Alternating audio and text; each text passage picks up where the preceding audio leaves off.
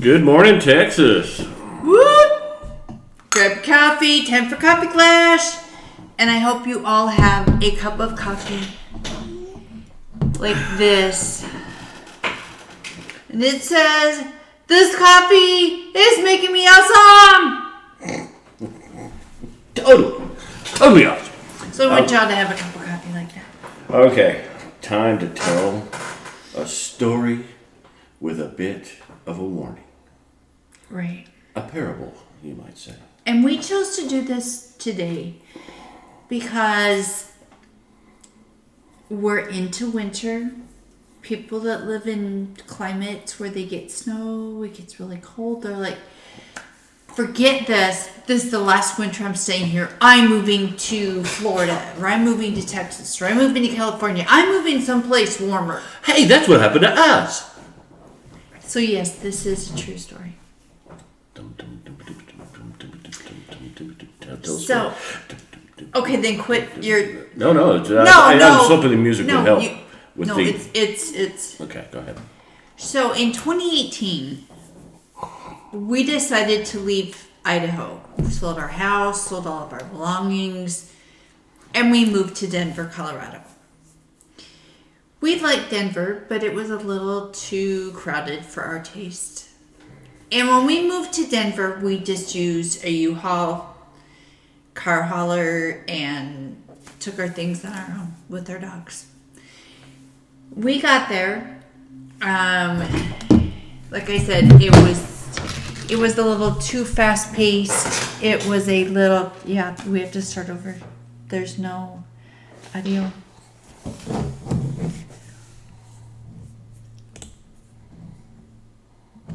Okay, there we go. So, anyways, and we hit some pretty bad storms in Colorado for those 18 months we were there. And I had lived in Colorado before, so I know how it can be, awful weather one day, tons of snow on the streets, and the next day by noon, it's gone. So I could live with that. But we made the decision because his job in the Denver area was ending. So we said, you know what? We took a map out.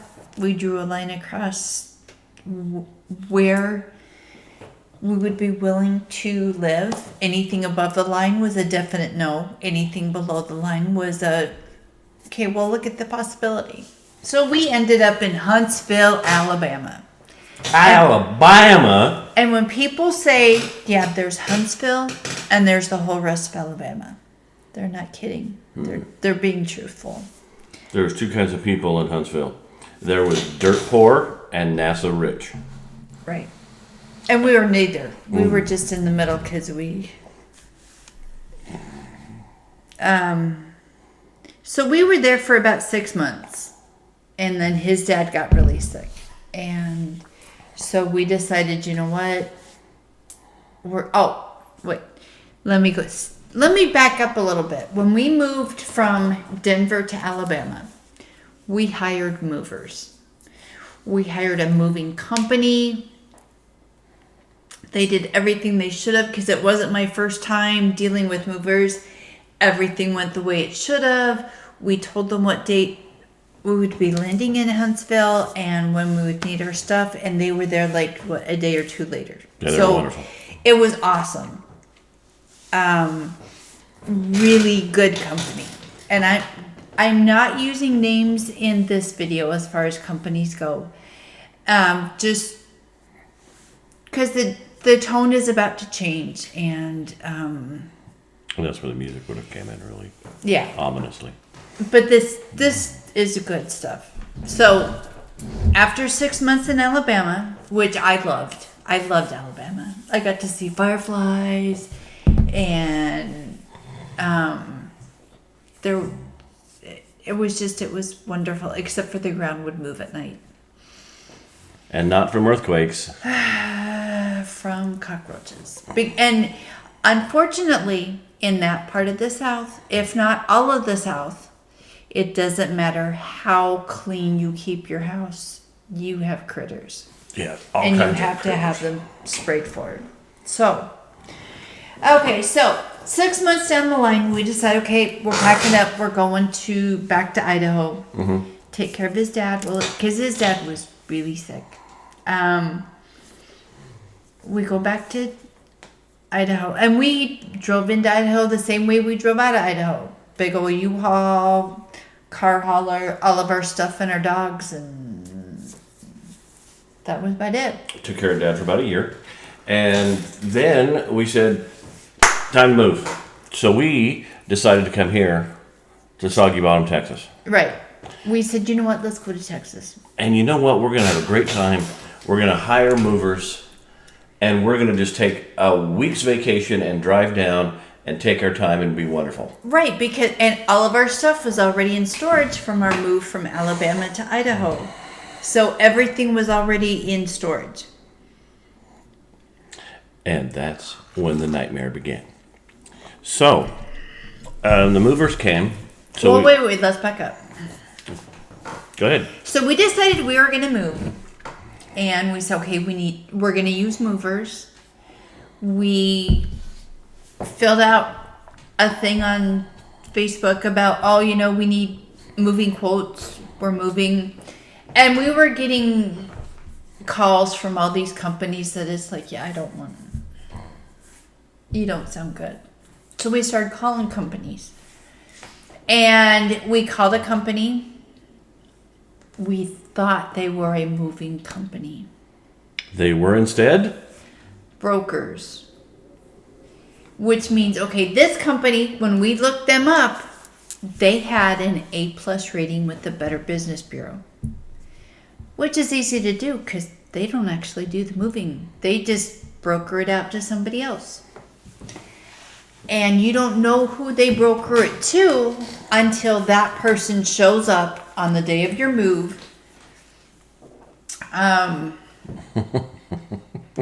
Yeah. So one day the Flying Banana Brothers showed up. A day early. And said, oh, we got to do it today. Woo, wow, wow, wow, wow. And it's like, we can't meet with you today. We have a high school graduation today. We can't meet with you. We'll meet with you tomorrow morning. Nope, got to be today. So he went to Natalie's graduation. Mm-hmm. I met with the movers. And arranged, got things arranged as they jacked the price of what we were quoted up. And all they were doing, because when they drove up to meet with us that night or meet with me that night, they had a little tiny moving truck. Little, like was it even a 10-footer? It was a 2-ton. It was. I mean, it was 12 tiny. foot long. Yeah, it was tiny. So he's like, oh, no, I have another truck. This is just what I drove over here. But until I get the truck, in the morning, we're just going to be moving stuff from this unit where you have everything stored to this unit so that when we get all of our people in this area that are moving to Texas, it's just one trip and we'll just walk in and, load the truck. So then I said, okay, well, can I have my bill that shows me my inventory and you put the stickers on? Oh, well, no, we do that at the dock. Well, no, this isn't my first rodeo. People normally, when they pick my stuff up, when they take possession of it, they give me the inventory. Oh, yeah, we'll do that when we pick it up with the big truck. And we, being nice people, went, okay, we'll see. Never be a nice person. I mean, be a nice person to some people, because that's going to come into play here in the story. So we told them what day we wanted them down there. So, okay, we want you there. We'll say we want you there June 21st. And this was June 1st or June 3rd when they were picking our stuff up. We're like, we want you down in Texas on June 21st. 3 weeks. Okay, yeah. And this guy, Okay, the guy that picked everything up. He had a Russian accent, not a big problem. Said he was Jewish, he was from Israel, and that's okay because one of the 3 top languages in Israel is Russian. So we're getting all ready to have our stuff delivered to Saki Bottom, Texas, and that day comes and goes. And we start making phone calls saying, hey, what's going on? And we were told, oh, we have 3 weeks from the day you say you want us there. Not from when we pick it up, but the day. So if you said you wanted us June 21st, June 21st, 3 weeks from that date is when we can start looking into it. But, with the coup, now mind you, this is 2020. Yeah. So, yeah, there's COOF, but it's not as big of a thing as it was in 2019 and the beginning of 2020. So we're like, okay. Where's our stuff? Oh, we'll get it there. Don't worry. And then we called the broker. And the broker's like, well, you need to talk to the moving company. And I go, well, I am. I'm talking to you. Oh, no. Don't worry. And then I started looking into the legality of it. And on the paperwork right at the top, it says, we get $30 for every day they're late. We get this, we get that, we get this, we get that. And but all the benefits. It doesn't include Saturdays and Sundays, holidays, Sunday, Saturday, holidays. I mean, there's a lot of dates it doesn't include.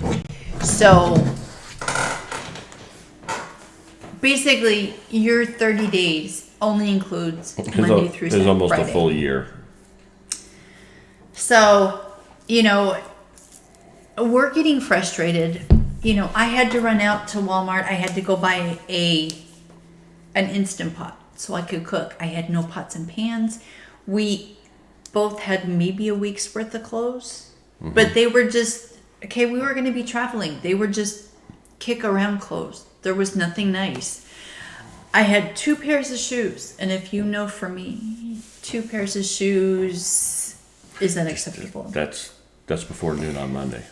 Yeah. I have 50 pairs of shoes. Okay. So, but in the legal contract, it said you have to file any claims through the court system in Fort Lauderdale, Florida. And it wasn't through the courts. It was you had to do arbitration. But you had to file it in Florida. Which is a backlog of about 5 years. And so we put out an angry letter to the Better Business Bureau. Mm-hmm. And they called us and says, you know what, we'll give you $300 if you take that complaint off there. I know, I want my stuff. And it'll stay up there until we get our stuff. That's it. And the Better Business Bureau didn't do anything. I mean, they didn't. They would contact the broker and they would tell us this is what the broker's offering, or they would contact us and tell us.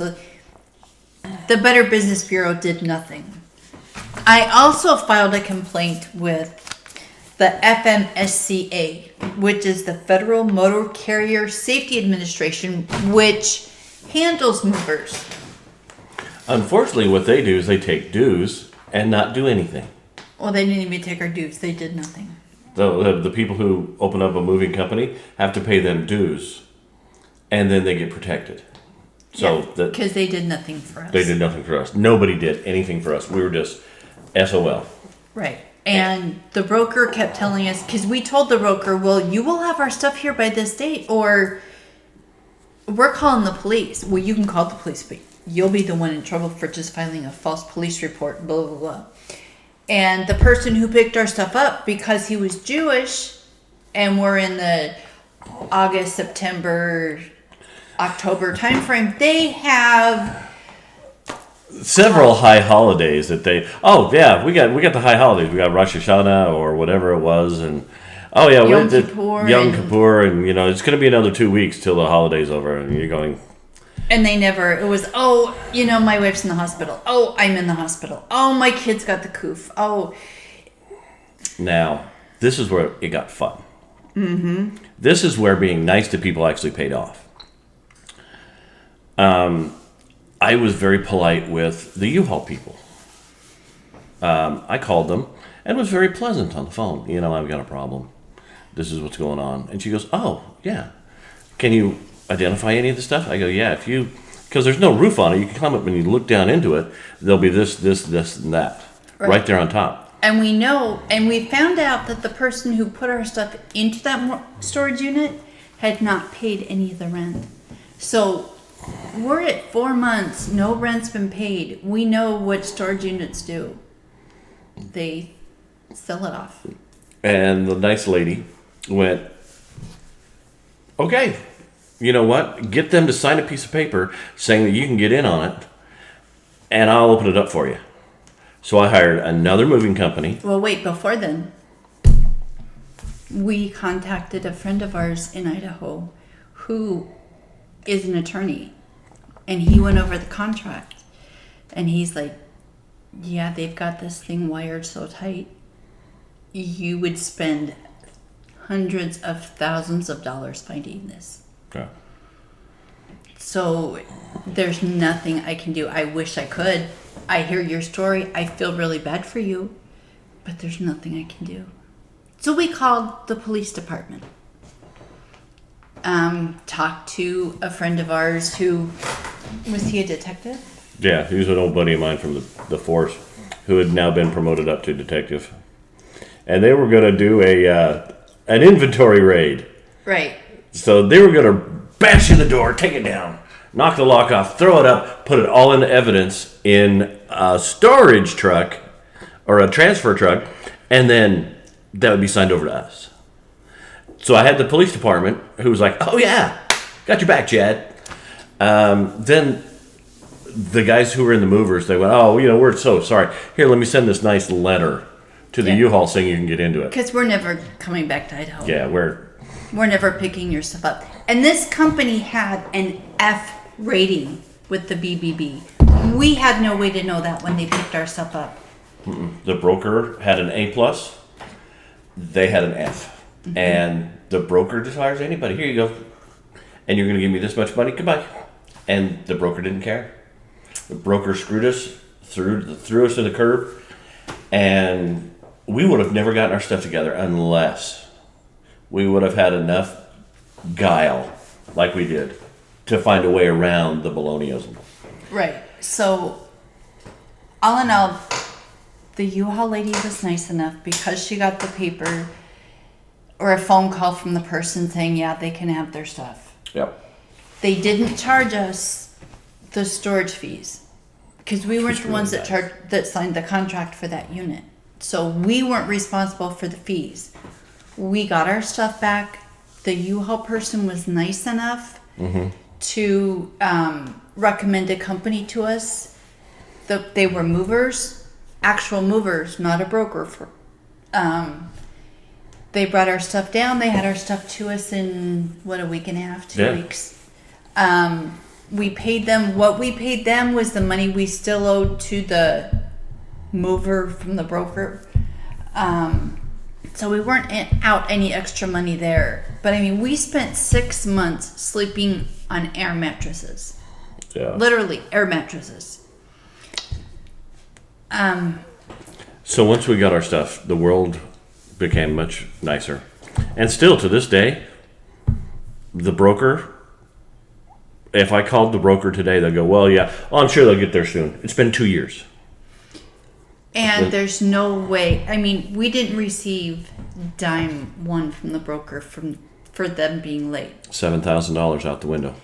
And if we had that money, if we went after them to get that money, we don't need the money. It'd be nice. Who would sneeze at $7,000? Yeah. But it would cost us more than that to go through arbitration to get the money. So, And we had some nice things. We had a couple of collections that were worth something. But honestly, not $7,000 worth of stuff. No, that's not true. I'm just saying, sweetie. Don't. But there were a lot of things that had sentimental. Then I said that we had some nice collections. Other than that, we only had like $7,000 worth of stuff. A couch, a chair, the clothing itself would have been bed. a bed. I get Shoes. it. I get it. The shoe is the shoe thing. All of the kids' baby pictures. I mean, I would go along okay for a couple weeks, and then I would just break down in tears. Which made things really nice for me.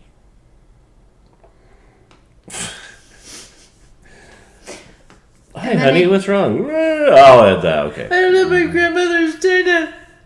You know, that kind of stuff. And besides, we had to get Dorothy back.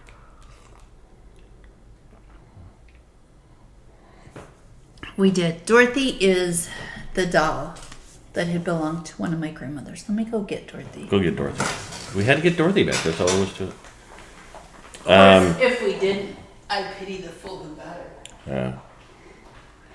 It's a haunted doll. Be really nice. Don't say anything bad. Literally, this doll moves around the house. You've ever heard of the haunted doll? We got one. And she won't get rid of it. I buried it in the backyard. Nailed it into a box. Next day, it was back in the other room. Scariest shit I ever saw in my life. She's looking at me. This is Dorothy. One of my grandmothers got her for her birthday when she was 5 or 6. Don't make eye contact.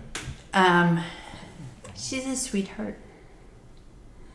Because we all love you, Dorothy. Yes, we do. And yes, Please. we bought this outfit for her because we did not have the original outfit and the outfit that my grandmother had her in. Now, did we get that at the doll hospital in Denver? No, the doll hospital in Denver is where we had her head sewn back on because her head fell off. It fell off. But it was kind of cute because we would have her sitting on the spare bed against the pillows, and our boxer would come up and guard her like she was a real baby. I mean, he would just lay there with her, and if you walked near her, we'd do it. We had to get this. This was the important thing. Dorothy was the important thing. So now we've got all of our stuff. We're putting out the warning. yeah. Ask the company, are you a broker? Are you going to hire somebody else? If they're a broker, hang up. Hang up immediately, because they will screw you blue. I would just stick. It may cost a little bit more money to stick with the well-known national movers. 2 guys, 1 truck. Beacons, Mayflower. This is one area. Unless you don't care if you lose all your stuff, or you have the. Yeah, since we're moving into moving season, we were moved to make this video. Yeah. Other people, there was that nice gentleman on YouTube who had a very similar story. We don't see him anymore. Yeah, Matthew Santoro. Yeah, Matthew Santoro. He had the same issue. It's that common. Moving brokers are the devil. Yeah, go with a national moving company. And like I said, we're not naming names because we don't want to get in trouble legally. But yeah, just be careful when you're selecting a mover, and make sure you select a mover and not a moving broker. Okay. Now that we're, because did you notice that it stirred up some feelings? Just sitting here, I was getting mad just thinking about it because these people don't care. Yeah, and I mean, even calling the Attorney General's office in Idaho, because that's where all this happened, was in Idaho. So we called the Attorney General's office, and the poor lady I'm talking to, I could tell she was almost in tears as I'm explaining to her the story. And she's like, you can file a report. We'll do what we can. Because it's the Attorney General's office of the state that handles fraud and that kind of thing. But yeah, just be really careful.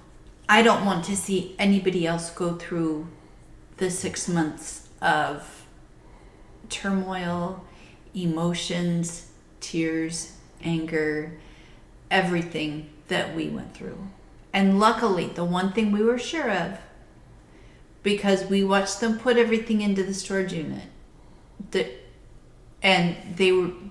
person that we hired was just moving it from the storage unit to a truck to us. We didn't lose anything. We got lucky. We got really lucky.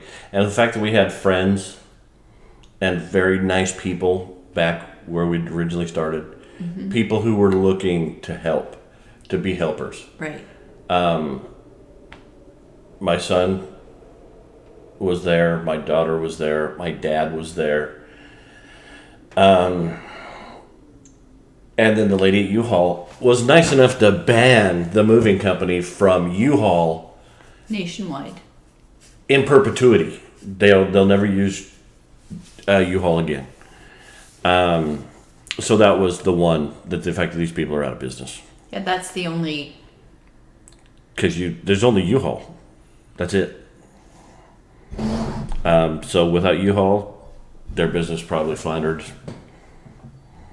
So, hey, I'm going to go smash things now because we've brought up some feelings. Yeah, sorry, not trying to make anybody. Sorry if we ruined your day, but it took us 2 years to be able to make this video. And now that we're awesome again, That's right. we want to just make had- sure it never happens to any of you. Don't use a broker. Make sure you get your Dorothy back. And like, subscribe, share. If you have any comments or this happened to you, make a comment. Tell everybody about the nightmare. Yeah, and if you know anybody that's looking to move, Move to Florida. It's have too them watch crowded. this video. Okay. Soggy Bottom's getting kind of, I mean, population 96 now already here in Soggy Bottom, Texas. We've got enough people. Okay. Love y'all. Bye. Bye.